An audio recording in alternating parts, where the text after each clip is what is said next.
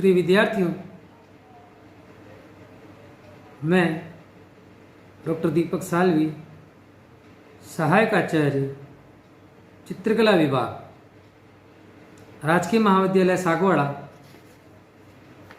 भारतीय चित्रकला के इन व्याख्यान श्रृंखला में प्रत्येक नए विषय वस्तु के साथ में, प्रत्येक नए अध्याय के साथ में मैं आपको अपना व्याख्यान प्रस्तुत करता हूं, जो कि पिछले ई व्याख्यान से जुड़ा हुआ और अगले नए ई व्याख्यान की आधारशिला रखता हुआ आपके साथ में उपस्थित करता हूं, प्रस्तुत करता हूं। तो प्रिय विद्यार्थियों, मुझे आशा ही नहीं, विश्वास है कि आप इन व्याख्यानों को बहुत गंभीरता के साथ में अध्ययन कर रहे होंगे, समझ रहे होंगे, देख रहे होंगे। कुछ विद्यार्थियों के मेरे से संपर्क होता है, वो मुझे अपनी जिज्ञासाएं, कुछ शंकाएं मुझसे साझा करते हैं, तो निसंदेह मैं उनके कुछ प्रॉब्लम्स को सॉल्व करता हूं। तो इससे पहले के ई व्याख्यान में हमने जहांगीर कालीन चित्रकला के बारे में बात की कि जहांगीर काल का जो समय था वो 1605 से 1624 ईस्वी रहा है, जिसके अंतर्गत जहांगीर एक कला प्रेमी शासक था और चित्रकला को उसने प्रश्रय दिया। उसके शासनकाल में जो उसके अकबर के शासनकाल में जो नए नए प्रयोग किए गए, वो जहांगीर के शासनकाल में विकसित होती हुई वो कला परंपराएं विकसित हुई, बलवती हुई कला, चित्रकला शैली में नए नए परिवर्तन आए और इसी कारण जहांगीर के काल को स्वर्ण युग माना गया है।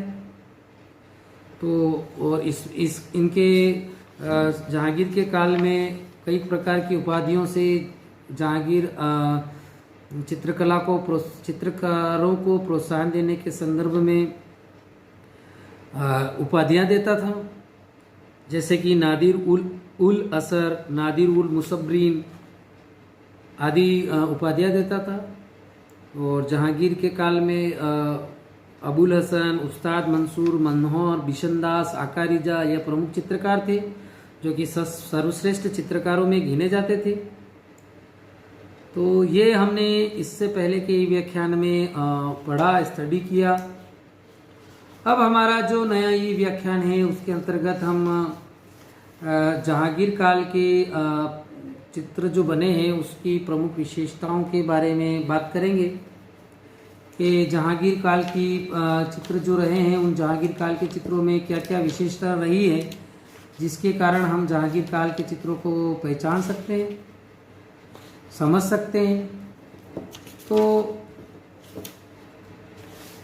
प्रिय विद्यार्थियों, आप इन ई लेक्चरों के माध्यम से जुड़े रहें तो आपको निसंदेह आपके पाठ्यक्रम से जुड़े हुए सारी चीज़ें आपको समझ में आएगी। जहांगीर कालीन चित्रकला थोड़ी है जो बाद के चित्रों में ईरानी प्रभाव से मुक्त होकर नए कला वैभव को प्राप्त हुई थी।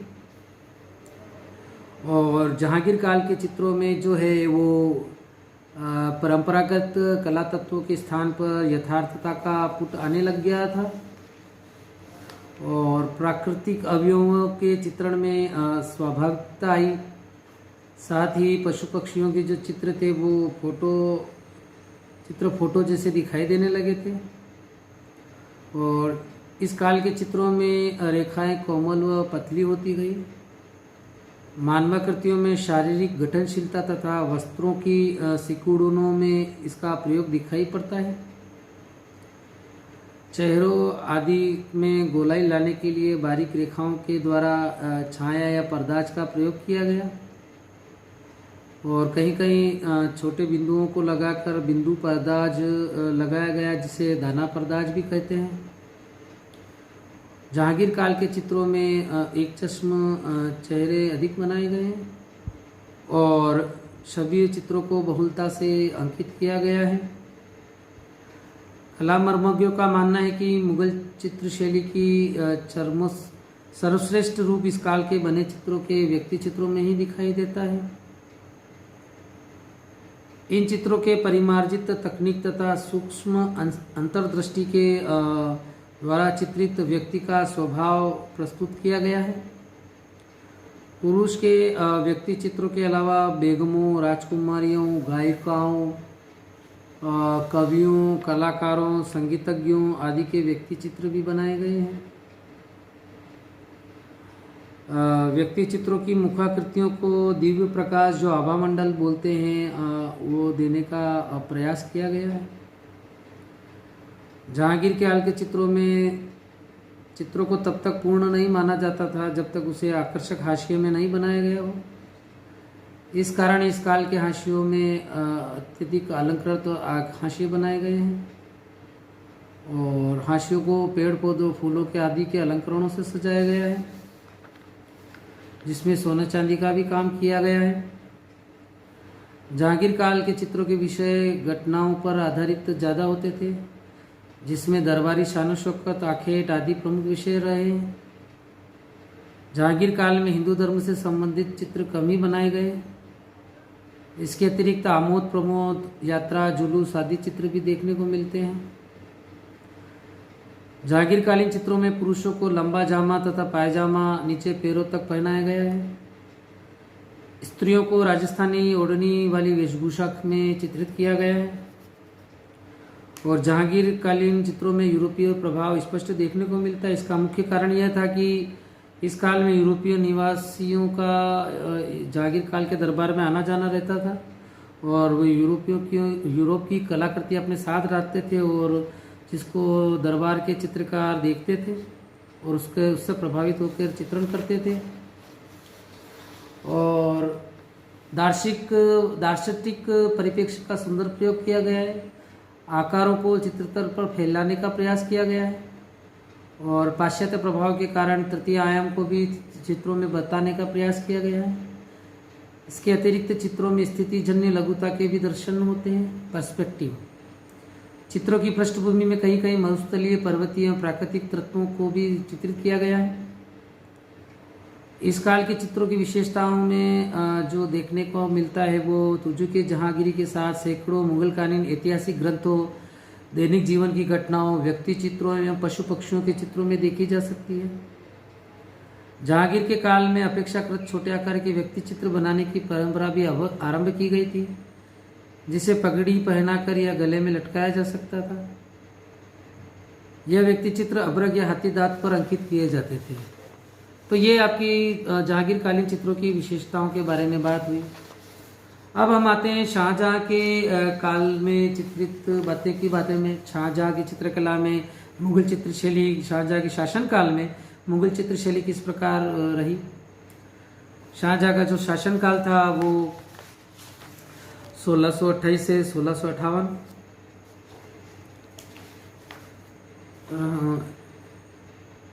तो शाहजहां के शासनकाल में मुगल चित्रशैली अपने यौवन पर थी और जहांगीर के शासनकाल में जो कलाकारों का जमघट सा लग गया था, उस परंपरा का शाहजहां ने सम्मानपूर्ण पूर्वक निर्वहन किया। शाहजहां कला प्रिय शासक था, किंतु उसकी रुचि चित्रकला से अधिक स्थापत्य कला, भवन, मंदिरों को, मस्जिदों को, ताजमहल जैसी इमारतों को बनाने में था।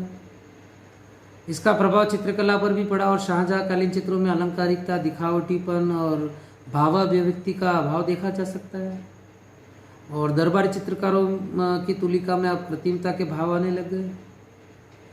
और अनेक कला विद्वानों ने अपने अपने इस काल की चित्रकला के बारे में विचार दिए, जिसमें प्रसिद्ध कला विद्वान वाचस्पति गिरेला के अनुसार मुगल चित्रकला केवल वैभव मात्र के लिए रह गई थी और अन्य प्रसिद्ध कला मर्मज्ञ डॉक्टर रामानंद कुमार स्वामी का मत है कि शाहजहां के दरबारों में चित्रकारों की संख्या में इजाफा तो हुआ, बढ़ोतरी तो हुई, किंतु चित्रों की तकनीकी में परिवर्तन आया, लेकिन चित्र कम ही बने। और शाहजहां के शासनकाल में भवन निर्माण का कार्य अत्यंत महत्वपूर्ण रहा, जिसकी प्रेरणा उसकी पत्नी मुमताज़ थी, जिसके लिए इसने विश्व प्रसिद्ध इमारत ताजमहल का निर्माण किया। इसके अतिरिक्त मोती मस्जिद, जामा मस्जिद, लाल किला और उसके दीवाने आम और दीवाने खास उल्लेखनीय है। अधिकांश दरबारी चित्र बनाए गए हैं जो अति उत्तम हैं। एक चित्र बाइडेलियन लाइब्रेरी ऑक्सफोर्ड में सुरक्षित है, जिसमें शाहजहाँ एक फारसी राजदूत का दीवाने आम में स्वागत कर रहा है। इसमें शाहजहाँ और राजदूत को अपनी स्थानीय पोशाकें पहने दर्शाया गया है। इसके अतिरिक्त कार्टियर संग्रह में पेरिस में संग्रहित वृद्ध अकबर का व्यक्ति चित्र है, जिसमें ऊपर हाशिए में 2 फरिश्ते तथा बाईं ओर 3 अनुचर तथा 3 हिरण बने हैं। पीछे प्रकाश पुंज प्रभामंडल का प्रयोग किया गया है। इसके अलावा पवित्र गोष्ठी नामक चित्र में एक सफ़ेद बाल दाढ़ी युक्त वृद्ध छायादार वृक्ष के नीचे बैठा है। उसके सामने बैंगनी जामों के ऊपर फूलदार सफ़ेद कोट पहने एक उच्च मुगल पदाधिकारी बैठा है। सामने की तरफ एक संगीतज्ञ कंधे पर सफ़ेद सरोदा रखकर बजा रहा है। दूसरी ओर सामने की तरफ एक हिंदू सन्यासी पद्मासन लगाए तपस्या में बैठा है। चित्र के पृष्ठभाग में हाजी मोहम्मद करवालाई की 1212 हिजरी की मोहर अंकित है। इस समय हाशियों के चित्रों के हाशियों में बादलों से निकलते हुए अनेक देवदूत और मानवाकृतियों के आलेखन बनाए हैं। शाहजहाँ के काल में हिंदू विष्णुओं तथा उन्मुक्त वातावरण के चित्र बहुत ही कम देखने को मिले हैं, किंतु विलासता के चित्र बहुत अधिक देखने को मिले हैं। स्त्रियों के अंगों का आकर्षण अंकित करने में चित्रकारों ने अपनी प्रतिभा का परिचय दिया है। चित्रों में प्रदर्शित पुरुषाकृतियों को लंबे जामे, धारदार पायजामा, पटके जिसको बोलते हैं, चौड़े बॉर्डर वाले, अलंकृत एवं छज्जेदार पगड़ी बनाई गई है। मानवाकृतियों के शारीरिक गठन में शिथिलता दिखाई गई है। शाहजहाँ के काल में यूरोपियन लोगों के आवागमन के साथ साथ इस काल के बने चित्रों में यूरोपियन कला का प्रभाव हमें स्पष्टतया देखने को मिलता है, जैसे छाया प्रकाश, परिपेक्ष आदि। और इस काल के चित्रों में हाशिए चौड़े बनाए गए हैं और अलंकृत मानवाकृतियों का भी उसमें अत्यधिक प्रयोग किया गया है। शाहजहाँ कालीन के चित्रों में चमकदार रंगों के साथ साथ सोने चांदी के रंगों का भी प्रयोग हुआ है और मिश्रित रंगों के साथ रंगों से छाया प्रकाश दिखाने का प्रयास किया गया है। शाहजहाँ काल के कुछ ऐसे चित्र भी प्राप्त हुए जिसमें शाह कलम का उपयोग हुआ है। इसमें कागज पर फिटकरी मिले सरेस या अंडे की सफ़ेदी का अस्तर लगा नितांत सावधानी से महीन तुलिका से रेखांकन किया गया है। बालों आदि में एक एक बाल दिखाया गया है। कोमल छाया प्रकाश का प्रयोग किया गया है। हथेलियों में हल्की सी रंगत देखने को मिलती है। शाहजहाँ कालीन चित्रों में तकनीकी परिपक्वता आ गई है। वस्तुओं के यथार्थ चित्रण के साथ साथ महीनता, स्पष्टता एवं सजावटीपन हमें देखने को मिलता है। तो प्रिय विद्यार्थियों, ये हमने आज के ई लेक्चर में जहांगीर कालीन चित्रों की विशेषताओं को अध्ययन किया, पढ़ा, समझा और कि बिंदु पर्दाज क्या होता है, दाना पर्दाज क्या होता है और यूरोपीय प्रभाव जहांगीर कालीन चित्रों में हमें देखने को मिलता है और दार्शनिक परिप्रेक्ष्य में जहांगीर कालीन चित्र को देखने को मिलता है। वहीं हमें आज के इस ई लेक्चर में शाहजहाँ कालीन चित्रों के बारे में भी हमें पढ़ने को मिला।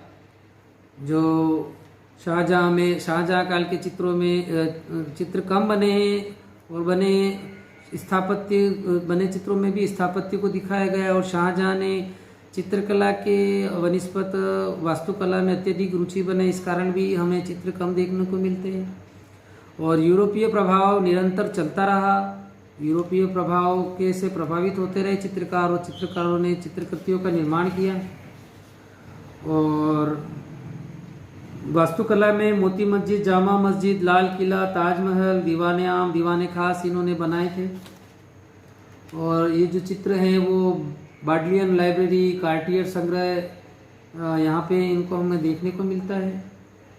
और यह इस वक्त चित्रकला अब केवल वैभव मात्र ही रह गई थी और कुछ चमकदार रंगों का और प्रयोग होने लगा, सोने चांदी का प्रयोग होने लगा।